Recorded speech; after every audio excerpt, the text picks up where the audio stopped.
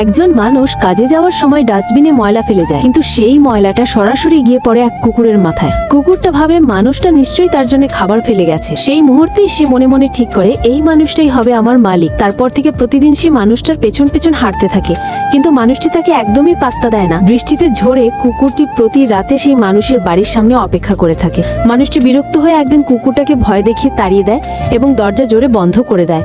অসহায় কুকুরটি সারা রাত বৃষ্টির মধ্যে কাঁপতে থাকে, তবু পরের দিন আবার মানুষটার পেছন পেছন হাঁটে। একদিন রাস্তা পার হবার সময় হঠাৎ এক মোটরসাইকেল এসে তাকে ধাক্কা দেয়।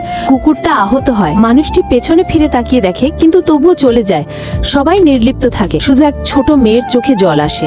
ঠিক তখনই যখন লোকেরা অ্যানিমাল কন্ট্রোল ডাকার প্রস্তুতি নিচ্ছিল, সেই মানুষটি আবার মোটরসাইকেলে ফিরে আসে। সে কুকুরটাকে কোলে তুলে হাসপাতালে নিয়ে যায়। ভাগ্য ভালো কুকুরটির প্রাণ বেঁচে যায়। ডাক্তার বলে, তুমি কুকুরটাকে বাড়ি নিয়ে যাও। মানুষটি বলে, আমি ওর মালিক নই। ডাক্তার বলে, কয়েকদিন দেখাশোনা করো, তারপর আমি নতুন পরিবার খুঁজে দেব। মানুষটি অনিচ্ছা সত্ত্বেও কুকুরটিকে নিয়ে আসে, কিন্তু বাড়ি আসতেই সে সিদ্ধান্তে অনুতপ্ত হয়। কুকুরটি টেবিলে উঠে তার সব খাবার খেয়ে ফেলে। রাতে জানালার দিকে তাকিয়ে ক্রমাগত ঘেউ ঘেউ করতে থাকে। প্রতিবেশীরা বিরক্ত না হওয়ায় তাই মানুষটি তাকে চুপ করানোর চেষ্টা করে, কিন্তু কুকুরটি থামে না। ফলে মানুষটি সারা রাত ঘুমাতে পারে না। সকালে তার চোখের নিচে কালি পড়ে, অথচ কুকুরটি তখন নিশ্চিন্তে ঘুমাচ্ছে। অফিসে গিয়ে সে কাজ করতে পারে না। সন্ধে ফিরে দেখে কুকুরটি পুরো ঘর তছনছ করে ফেলেছে। এবার তার সহ্য শক্তি ফুরিয়ে যায়। সে একটা ফোন দিয়ে আটে কুকুরটাকে হাঁটানোর অজুহাতে পার্কে নিয়ে যায়।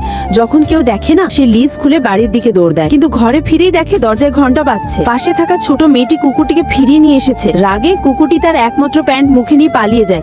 মানুষটি লজ্জায় চাদর জড়িয়ে কুকুরটিটার পেছনে দৌড়ায়। পর সে আর সহ্য করতে পারে না।